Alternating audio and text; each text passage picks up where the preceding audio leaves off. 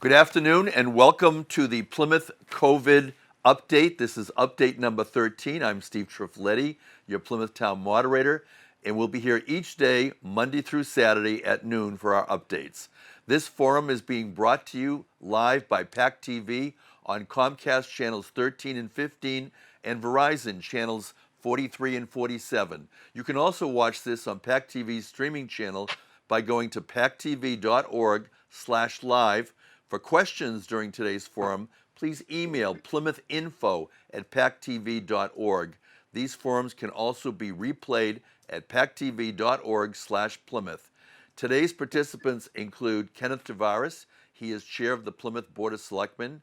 Matthew Muratore. He is our state representative. We're also joined by Stephen Cole. He is the executive director for the Plymouth Regional Economic Development Foundation. Dr. Mark Wilson, who is an active professor emeritus at the University of Michigan School of Public Health, Department of Epidemiology, and also Susan Giovanetti, and she is the executive director for the Plymouth Area Coalition of the Homeless. And as we begin each day, we're going to start with our opening from the town, Kenneth Tavares, chair of the Plymouth Board of Selectmen. Welcome, Ken. Good afternoon, Steve. Thank you. It's a pleasure to be here again today.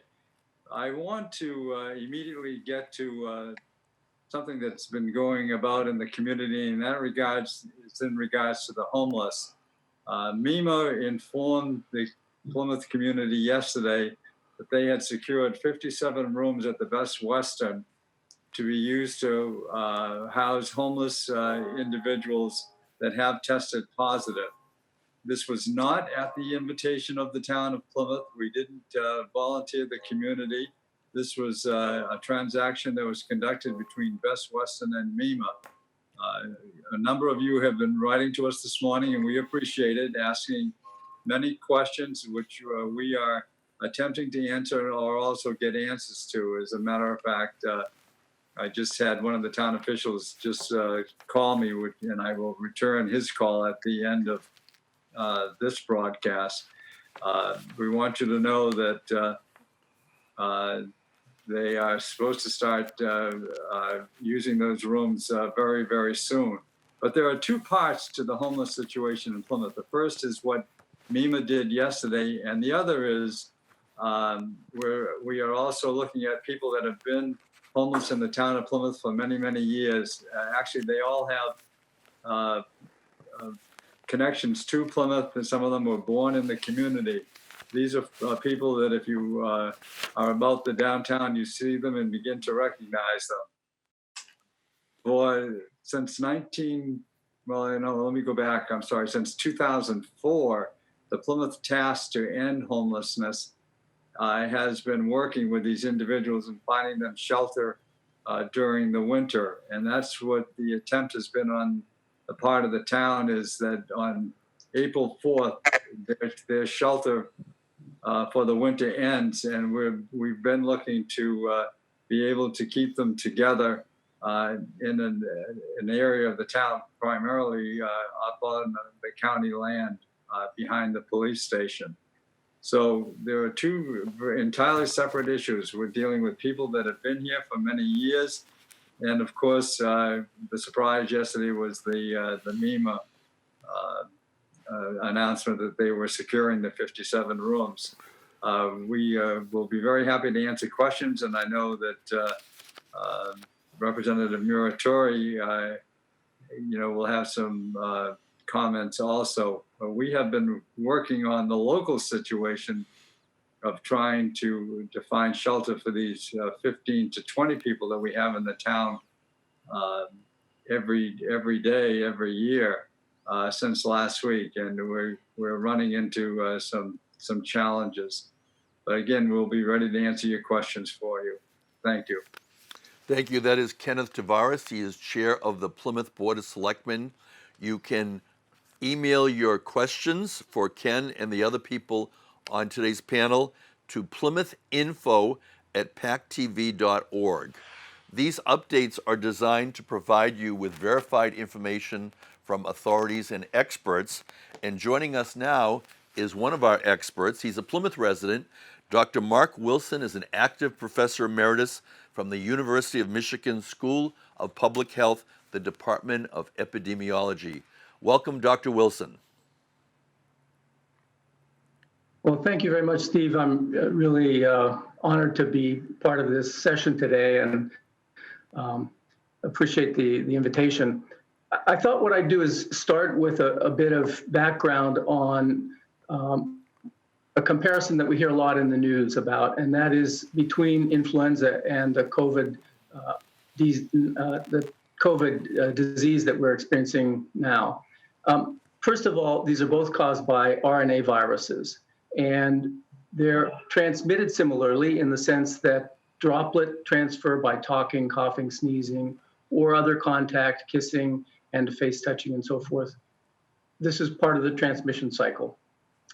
They both cause respiratory disease, as we know, sometimes severe. They are both human-to-human transmission cycle, so this is very important. And human infections normally produce antibodies that eventually clear the virus. So there are some similarities that are important, but I think what's really in some ways more important are the differences. Influenza virus has a long history of infection in humans. It's been with us for eons, really. And that transmission cycle involves not just humans, but also other animals, pigs, waterfowl, and so forth. This means that multiple strains then can result from the mixing of genetic material in different animals, non-human animals. And as a result, we have to produce a new vaccine every year. But the good news is we have a vaccine. Every year it's not quite exactly right, but at least we have one. And this is different than the SARS-CoV-2 virus. It's got a very short history with humans, as we know. The transmission cycle only involved non-humans in the past, probably bats serving as reservoirs for the virus. Possible transfer to humans through pangolins. It's a scaly anteater, and this means that it's evolved with non-human hosts, with animal hosts, and so this is an important characteristic of the SARS-CoV-2 virus. It shares history with the SARS 2003 outbreak, as far as we know.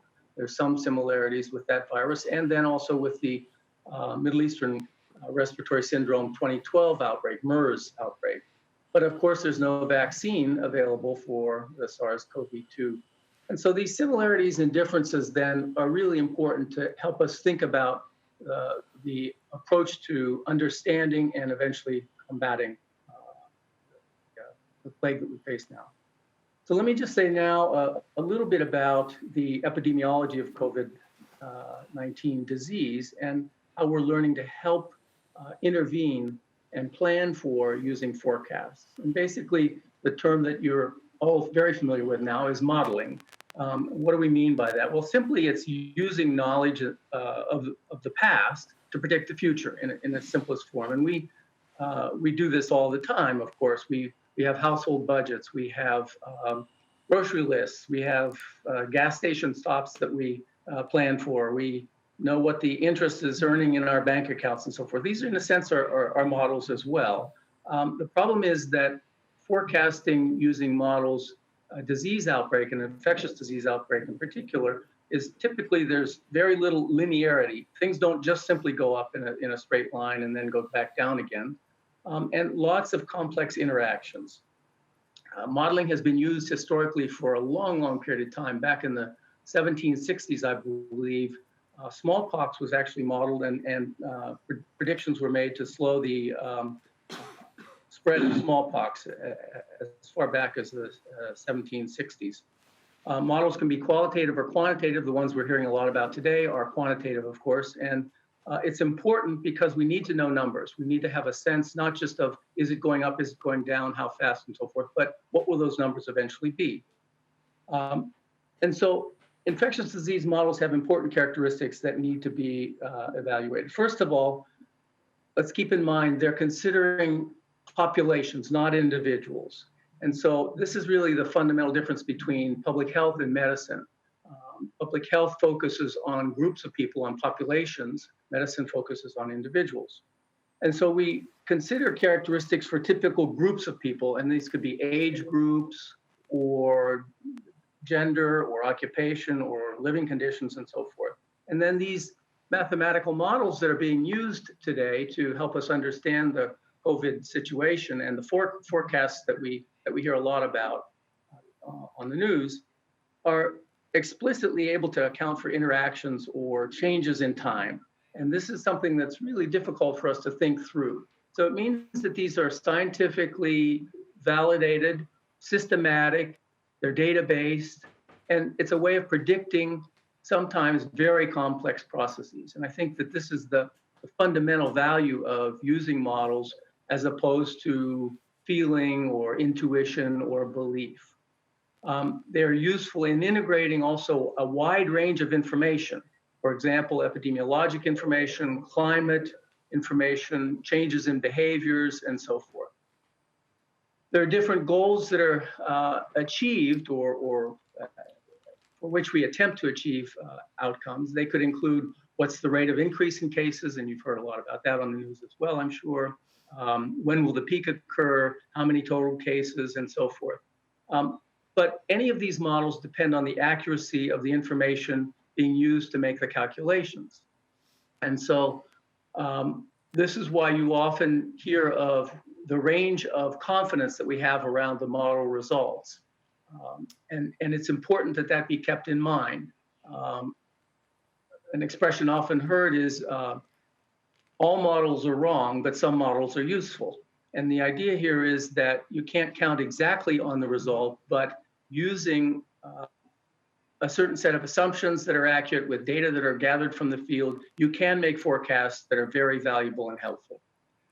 The information that we seek as epidemiologists gives us insights into groups of people moving from categories, if you will. All of us are initially susceptible in this case. Some of us become exposed, then infected, then infectious, and cured, and eventually immune. And so the principle here is that the population of the town of Plymouth, of the Commonwealth of Massachusetts, of the United States, of the world, goes through these different stages. And we use the data that we gather from sampling pool for antibodies. There's a lot of discussion about that now. Knowing what the exposure and infection to symptoms rate was, and so forth. These are all valuable variables that are included in the models. And so understanding these is really critical.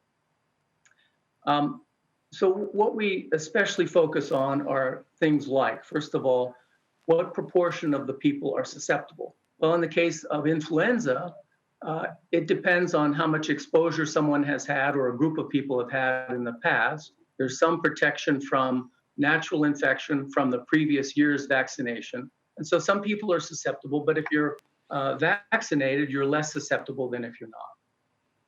Another important characteristic, and in the case of coronavirus, of course, we're all susceptible. Another important characteristic is how many people can an infectious person contact and infect. In the case of influenza, it's considered to be about 1.2, 1.3 on average. So each person who is infected, on average, would infect 1.2, 1.3 people. In the case of coronavirus, it's more infectious, as most of you have heard, and the estimates range from 2 new infections to say 2.5 new infections for every infected person. So it means that it's transmissible much more so than influenza tends to be. Another important characteristic is when the infections occur. Is it before or after symptoms? So this discussion now about asymptomatic transmission becomes really important. If people can infect another person before they have symptoms, then it makes all the more important that we practice social distancing, that we isolate ourselves from potentially infectious contacts with other people through droplet transfer. It also depends on how long we're infectious. If we're infectious only for a day or two, then that's different than if we're infectious for many days, including sometimes even after symptoms have resolved. So this is another very important characteristic that we need to understand more before the models that we're using will become increasingly accurate. So in summary, then, let me just mention some general points about the COVID-19 forecasts. First of all, they can be accurate for some places, but not so for everywhere. And what I mean by this is that there's a lot of variation, heterogeneity from one place to another. And so local conditions make a huge difference. What this also suggests then is that we want to be careful in thinking about national forecasts as applying to our situation locally.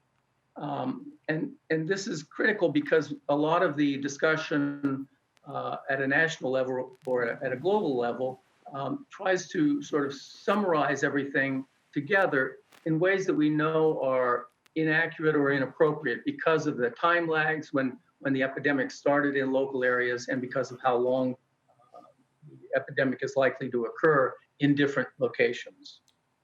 Patterns are going to be changing as people's behaviors change, as the number of susceptibles decreases, and so forth. So we need to keep that in mind. But in general, models can help us to better predict how these changes will play out and where different kinds of preventions are most needed. So this is going to be a long period of disruption. I think we all recognize that increasingly now. But as is often said, we're all in this together. And I think we can base public health decisions on facts and data-based forecasts, if you will, rather than on intuition and feelings.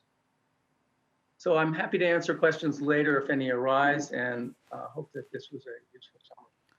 Thank you. That was Dr. Mark Wilson, and he is an active professor emeritus from the University of Michigan and a Plymouth resident. A lot of good information he's providing us, and that's what we're trying to do for the Plymouth community. A common theme with these daily updates would be that you're hearing from people from Plymouth, talking about Plymouth and also talking about the response to the coronavirus. And at this time, and we have a varied group of people who are coming to you each day, and we're going to tie it all in with those recurring themes.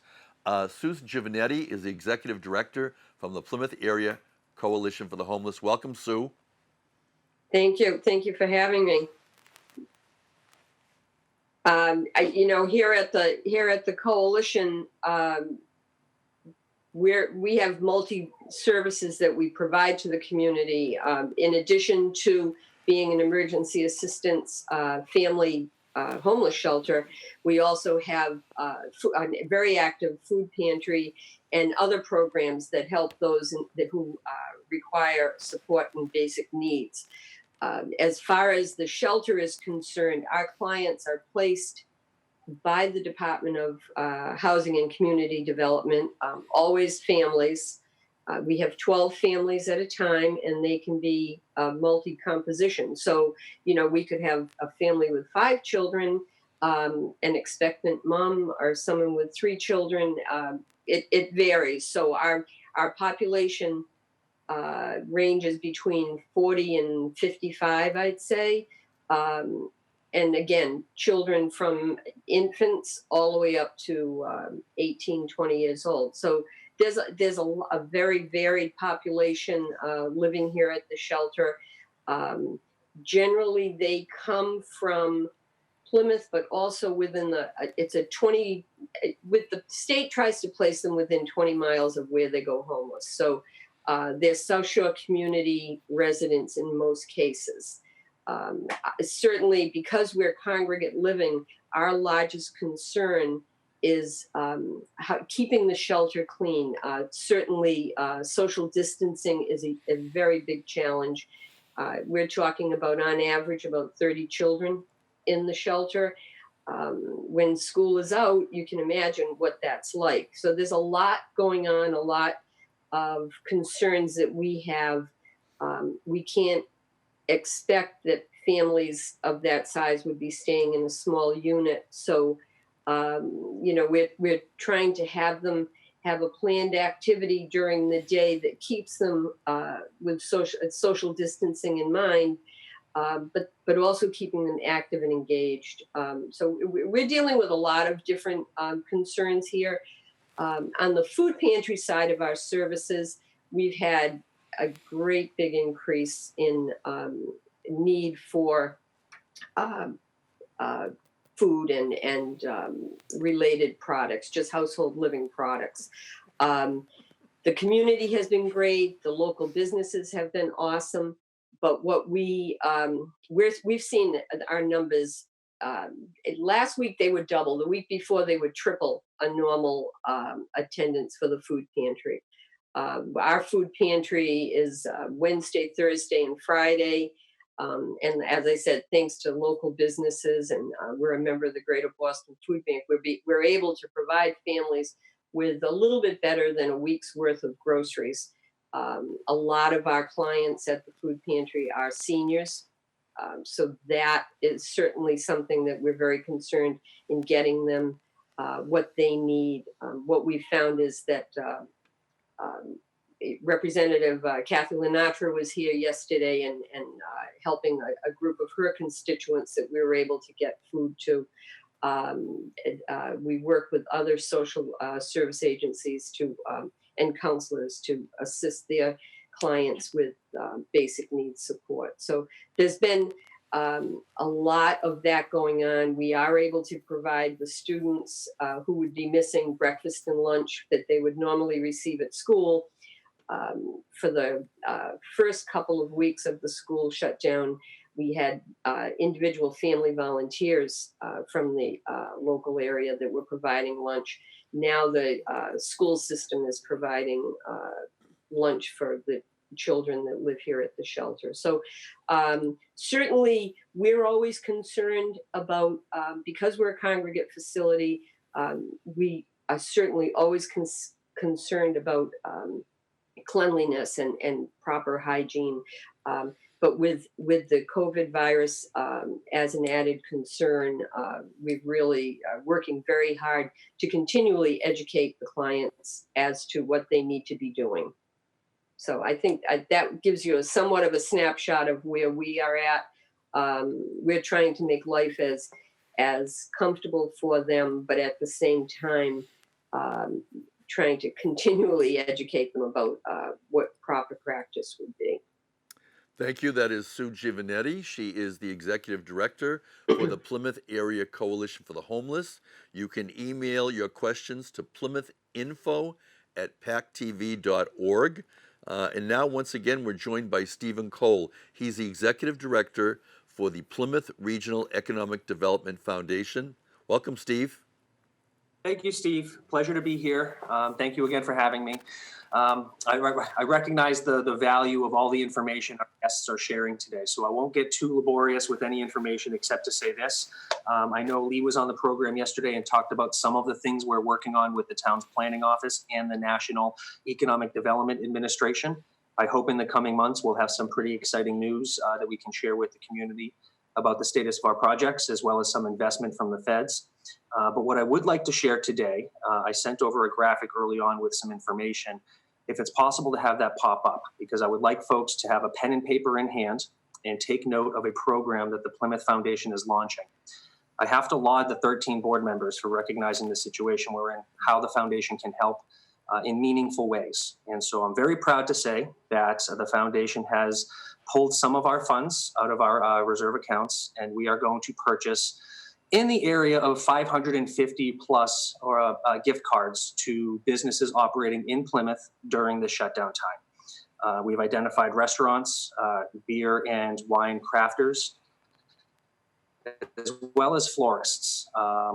Frankly, it's just a way for us to fill a little bit of the gap, get some of the funds that we control back into the community. We're a nonprofit, we are a private nonprofit, but we recognize that there's a role for us to play here. The goal is this: we will be having a competition, a lottery. And so we've already aggregated a list of operating restaurants and businesses in town. We're asking residents of Plymouth to send an email to me, stephen.cole@plymouth-ma.biz. In the subject line, please include Plymouth Restaurant Sweeps Week. That must be in the subject line. And we're going to be drawing from a hat on Friday, April 14th. I think that's Good Friday. Excuse me. I'm going to get the proper date on that. April 10th. I will be drawing names from a hat for gift cards in the value of $10 to $25.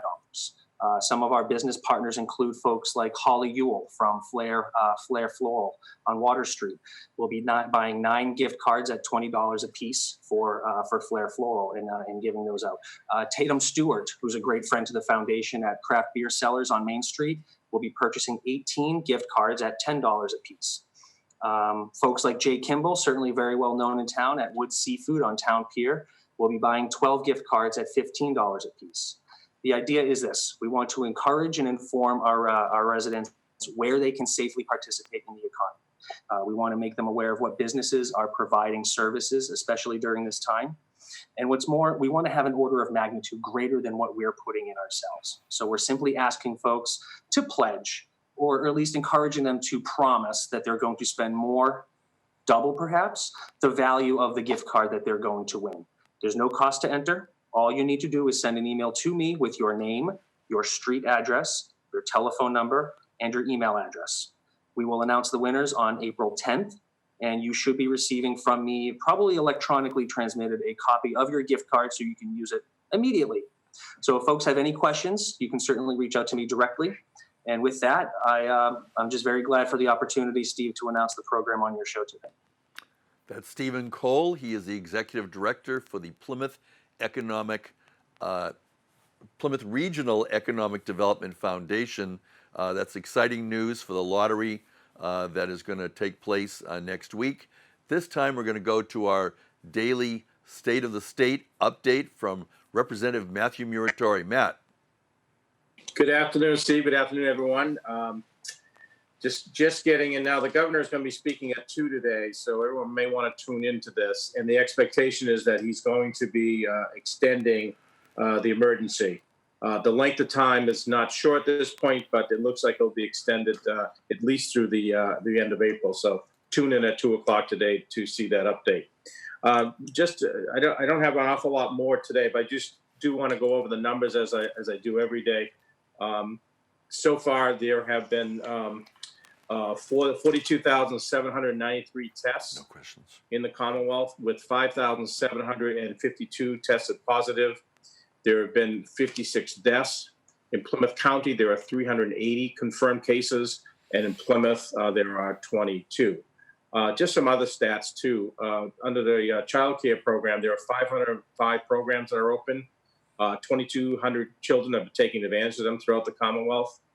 The Mass 211 call, they have answered more than 23,700 calls from residents since the activation, and more than 180,000 people have signed up for the text notification by texting COVID-MA to 888-777.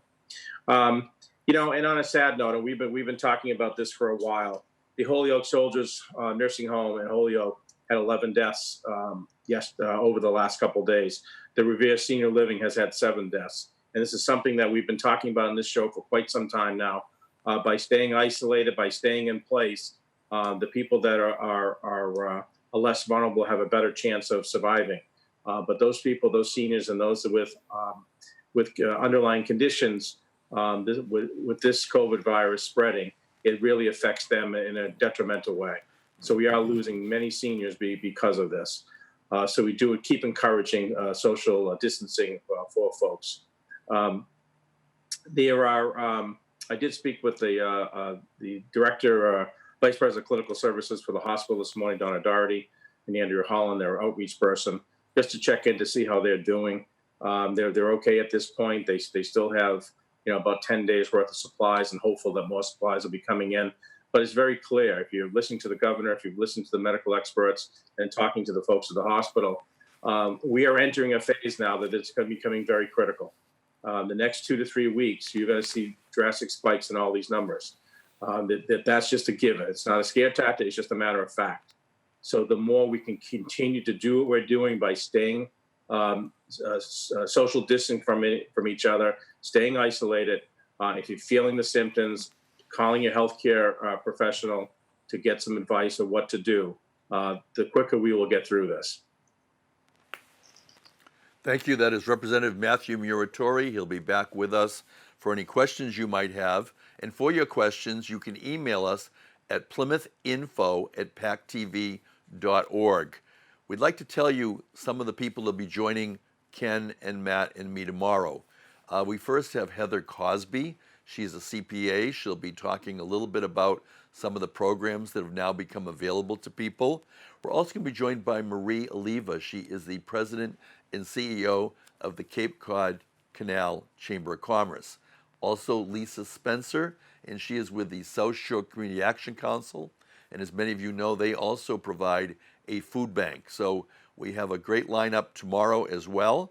And for today, any questions you have can go to plymouthinfo@pactv.org. But now that all of our participants have had a chance to speak and they've heard each other speak, I'd like to go back through the group for your thoughts as to any additional information that you'd like to provide in today's update. Dr. Wilson, you heard Representative Matthew Muratore give us statistics about what's gone on in Massachusetts, and I'm wondering how does that apply to any of the modeling that people like you would be doing? Dr. Wilson. Yes, I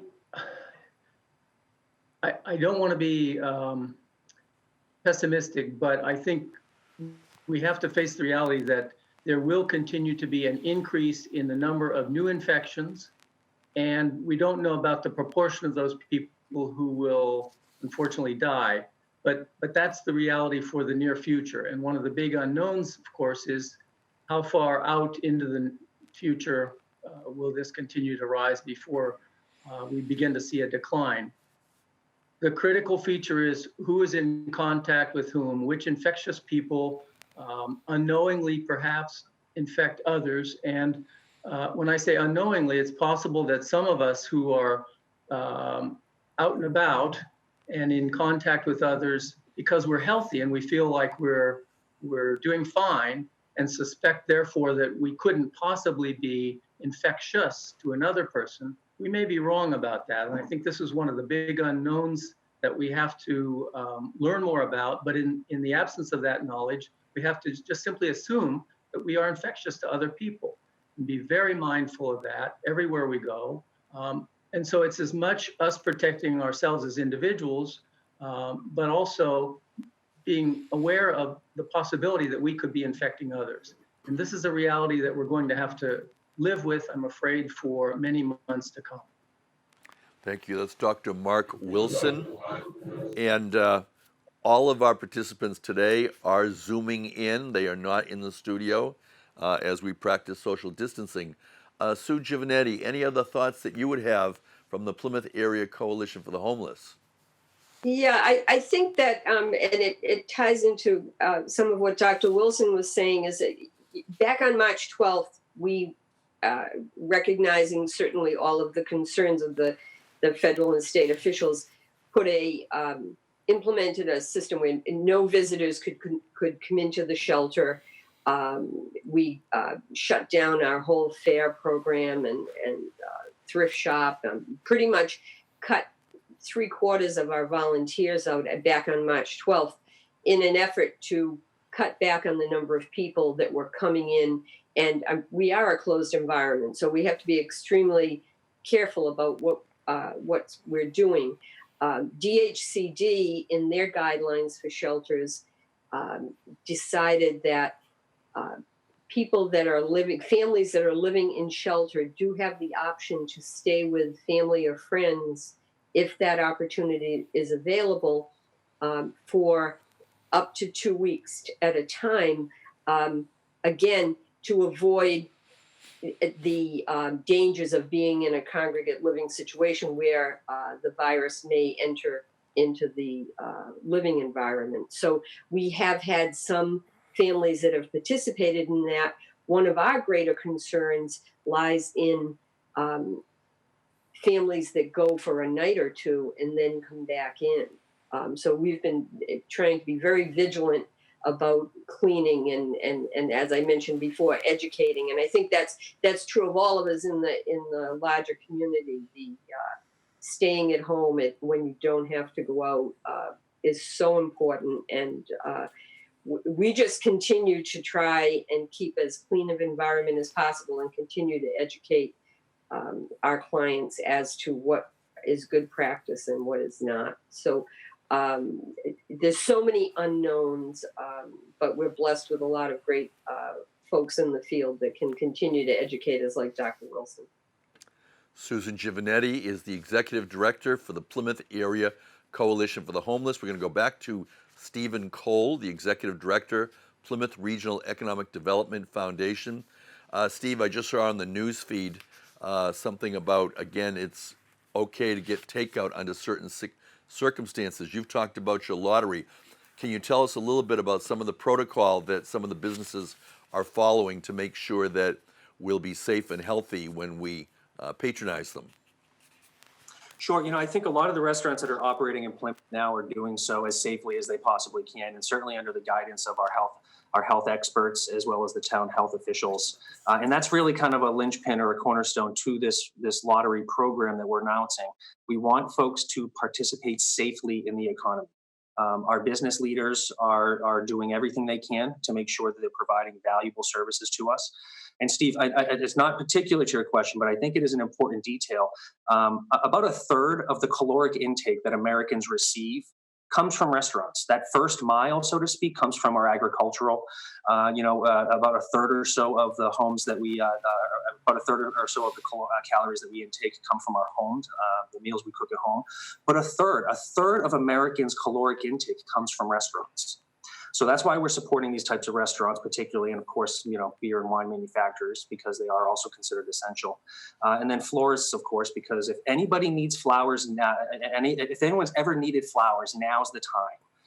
And so with that said, I've talked to a lot of our small business operators. They are operating as safely as they are able to, and they are all following the guidelines that are presented to us. Thank you. Stephen Cole is the Executive Director, Plymouth Regional Economic Development Foundation. A question has come in to our question line, which is plymouthinfo@pactv.org. And the question is both for the town and the state. And the question is, what about the census and how important is it at this time to be returning the census forms? I'll first go to Kenneth Tavares, Chair of the Board of Selectmen. Ken, do you care to comment on behalf of the town? Yes, certainly. The census is underway. It doesn't take very long to fill out the form. We would encourage everyone to, if able to put a stamp on it, to do that. And Selectman Kenneth Tavares, in the town of Plymouth, that is done by a mailing initially. Is that correct? You're talking about federal census? The town census from the town clerk. Oh, the town census. Well, that can be even put in the drop box at town hall. If someone is out, but we certainly will have plenty of time to work on that. Thank you. And Representative Matthew Muratore, the question is also about the federal census. We know that you are a legislator at the state level. But the viewer asking the question is wondering about whether or not it's going to end up being any door-to-door census taking. Yeah, Steve. So yesterday we talked about the census briefly, and I indicated that people should go online or fill out the form, the federal census they have, continue to do that. At this point, it's been delayed till April 15th for any census takers to be coming door-to-door. My guess after today's governor's announcement that will be delayed even further. But we encourage people to please keep filling out that census form. Yes, thank you. And any further questions at plymouthinfo@pactv.org.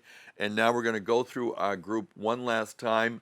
I'd like to ask you if there's one thing that you could leave in the minds of our viewers, what would be that message that you'd want them to remember? And Dr. Wilson, going to begin with you. Welcome again. I think that the one message that I'd like to leave with everyone is that we have to be mindful of others and not just ourselves. And when we're thinking about protection against transmission, it's not just protecting ourselves, but the possibility that we unknowingly are infectious to others. And so it works in both directions. And therefore we need to be vigilant of proximity and protective of our droplets and not be sharing them with other people. Thank you very much. That was Dr. Mark Wilson. He's a Plymouth resident. He's also a professor emeritus, University of Michigan, School of Public Health in the Department of Epidemiology. And we now go once again to Sue Giovanetti from the Plymouth Area Coalition for the Homeless. Sue? I think that certainly following all the protocols suggested are, wash your hands. That's kind of what we've been echoing here. I would say we continue to be extremely grateful to the community that have reached out consistently to the coalition to help us meet the increased needs that we have to take care of our homeless population. And we hope that we know that there's a burden on everyone, but we do depend on the support of our community to help us go forward. And that's pretty much it. We're grateful to be here and to be servicing those individuals who are homeless and have basic needs scarcity. So just a very big thank you, and keep washing your hands and social distancing. Thank you. Sue Giovanetti, Executive Director, Plymouth Area Coalition for the Homeless. Stephen Cole, if you can give us that lottery address one more time for our viewers so that they can participate in the lottery that you are promoting. Absolutely. And I'll have your viewers note, Steve, that I'm already getting some respondents, okay? We already have about 10 respondents. The email address is stephen.cole, STEPHEN.COLE, at plymouth-ma.biz, B-I-Z. Good luck, everyone. Thank you. And that's Stephen Cole. He is the Executive Director for the Plymouth Regional Economic Development Foundation.